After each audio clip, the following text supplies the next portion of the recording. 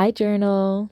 Good evening. For me, it is 10:38 or 22:38, and for whatever time it is for you, good morning, good afternoon, and good evening. It is Wednesday, December 31st, 2025, so happy New Year's Eve.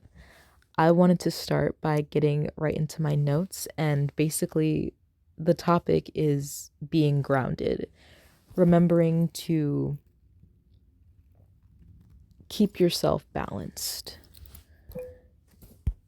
I'm going to go in with number 67, and that is when I feel like I'm drowning, caught up in all the chaos and oceans of life.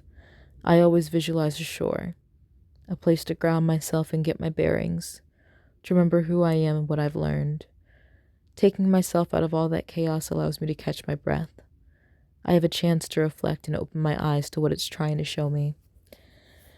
It allows the ocean to return to a serene stillness, rather than forcing myself to keep swimming through choppy waves and storms.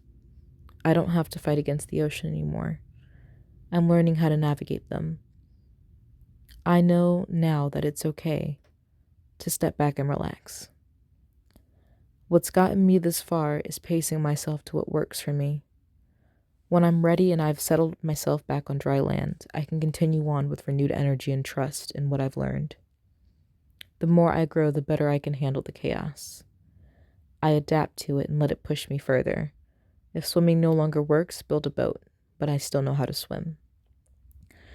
So basically, this is like when I'm getting into new things and it starts to get really overwhelming because I get a glimpse of something in the future that I'm working and striving towards, and I get like a little taste of it, and then I almost start to chase after it, and then I have to slow down and remember that that's not how I got this far. I got here by pacing myself and taking my time and actually learning what it is that I need to do. I don't have to keep fighting and swimming up against the waves to force myself to get there, because that's only going to set me back even farther. I even not remember, but sometimes I visualize pulling myself out by like a fishing rod, like by the back of the neck, or like a shirt back onto shore to kind of like settle myself and take a breath, because sometimes I don't even realize that I'm getting like too caught up in things. I need to like slow down and reflect, because especially if I think I'm going through like a lot of chaotic things right now, what is it that it's trying to show me? Because if there's a lot of chaos going on in my mind, then that might be something that I need to unpack and I need to go slow with and understand. What else? Right. So I said if swimming no longer works, build a boat, but I still know how to swim. So I picture the oceans as life basically. I choose to go out and venture out. I want to learn how to navigate them, because it's going to be how I get to where I want to be. And right now, I feel like I'm swimming right now, and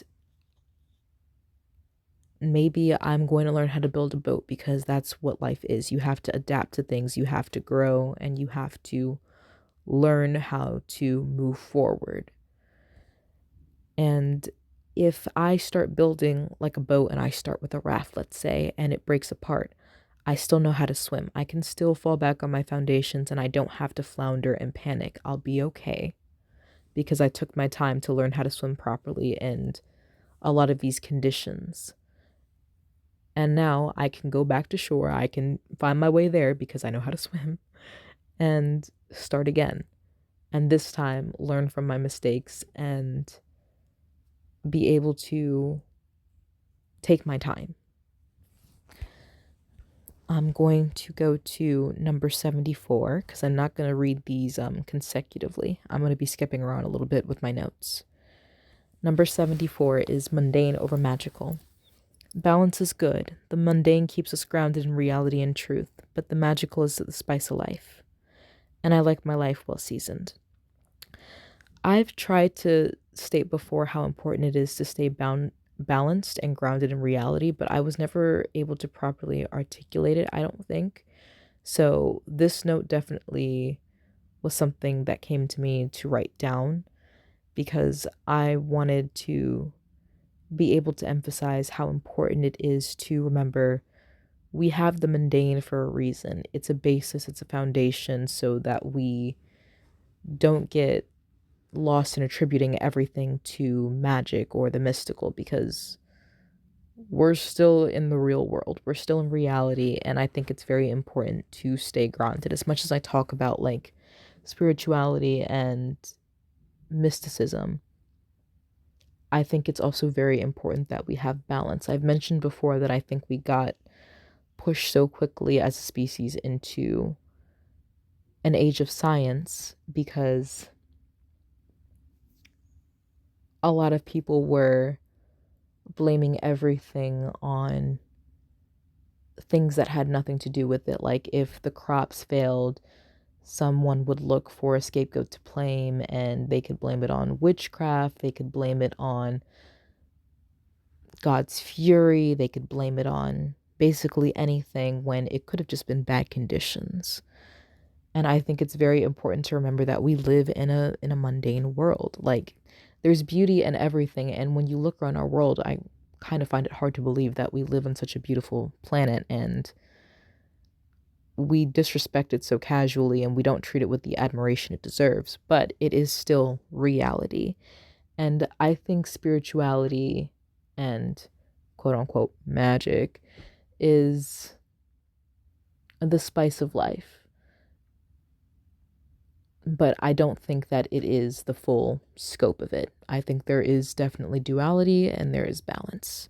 And it is important to remember that. And I think I want to, moving forward, really emphasize that, because I know like in the past with my videos, I was just like, I wish I focused on really explaining properly what the not what the but on balance. I know I've said it before, but it's just like I felt like I was never really able to say it or explain it as well as I would have liked. And I think I'll get better at explaining this, because moving forward I do want to talk more about balance and just remaining present in the current realities.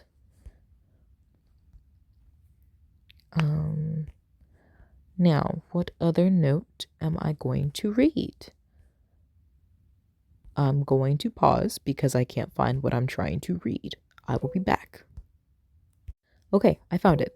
So I'm going to go back up to 65, and that is, I can indulge in fantasies of the future without being consumed by them. Keep your wits. So this kind of goes hand in hand with number 67 and the one I just said, number 74. Oh. Okay, I'm gonna pause. Okay, I'm back. So this one, like I said, goes hand in hand with the previous notes that I spoke about.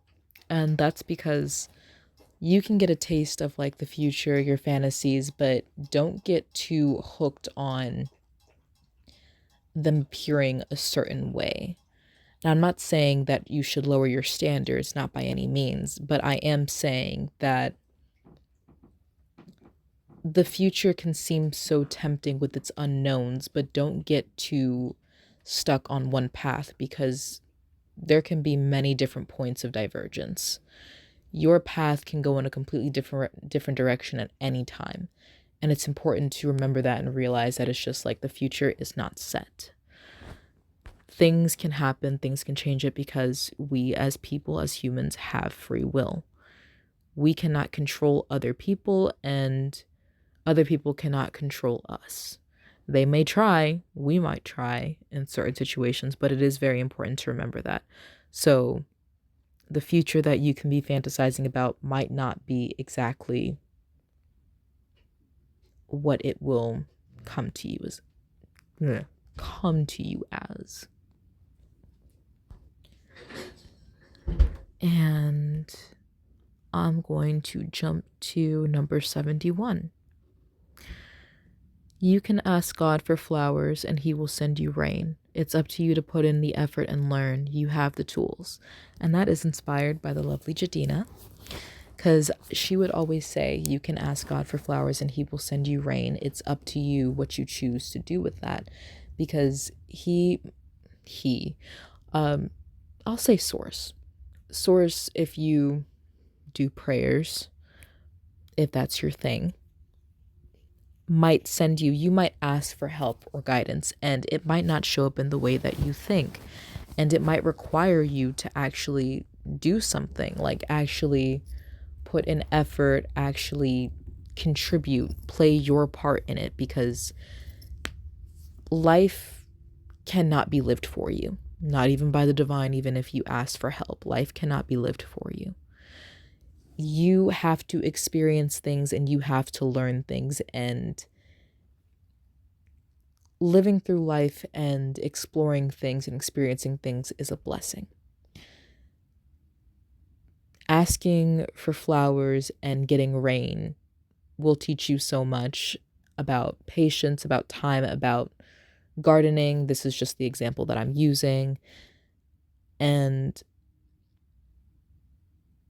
then you'll be able to plant as many flowers as you want. You'll be able to have flowers anytime that you want because you learned how to garden. And you might have asked Source for rain. Source gave you. Did I just say rain? You might have asked Source for flowers and Source gave you rain. You're just like, well, what do I do with this rain? You have the seeds. You have your hands. If you have, you know what? Let me, this is just an example. Okay. But say you have all the tools available, equipped to do what you need to do. Learn. Put yourself out there. Do it. Even if you fail, you can try again and learn even more. Okay. I'm going to move on to number 76. Don't let life happen for you and to you. Be an active participant. You're the driver, and if you don't drive, you don't move. Drive smart, drive safe, drive with a goal in mind. Drive with a goal in mind. And if you don't have a goal, drive around for inspiration. Let the wheels take you. So basically, this is what I was saying before. You can't expect life to be lived for you and everything to be done for you. I'm learning how to drive right now, and with my driver's instructor, he has the brake on his side of the car, and I have the wheel, and I have a brake and an accelerator. He can reach over and turn my wheel if I don't react fast enough or do something fast enough. Think of the divine like that. They can be there to help and assist you, but ultimately you're the one in the driver's seat. You have the accelerator, you have the wheel, you have the brake, you have all the tools you need, but the divine is kind of just like an aid, an assistance, a guide, but they can't just take the wheel from you and absolutely just drive your life for you while you just sit there in autopilot and just let things happen to you and for you. You have to take accountability and responsibility for the part you play in your role, in your life.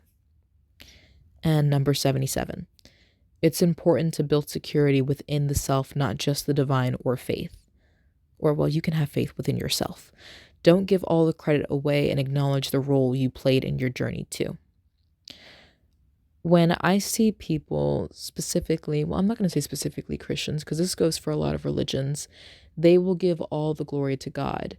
However, you should be able to feel empowered within yourself and feel proud of the journey and the steps that you took to make all this happen as well. Because, like I said, the divine cannot drive the car for you. If you don't want to drive, you're not going anywhere. If you do choose to drive, you still have control over that wheel. So if the divine tries to give you a helping hand and you choose to overcorrect and turn the other way, that is your choice. So when you choose to be on the right path, or your path, because there really is no right path, but your path is the right path. If you choose to drive where you want to drive, take your road to your future. That is a role that you actively chose. And you should acknowledge that and be proud of yourself for that. And give yourself credit too. Don't just give all the credit away. Because, yes, if that's what you believe in, you can give credit to that. But do not take away credit from yourself because you earned that. You worked for that. And that was a choice that you also made. Okay, that is all. Bye.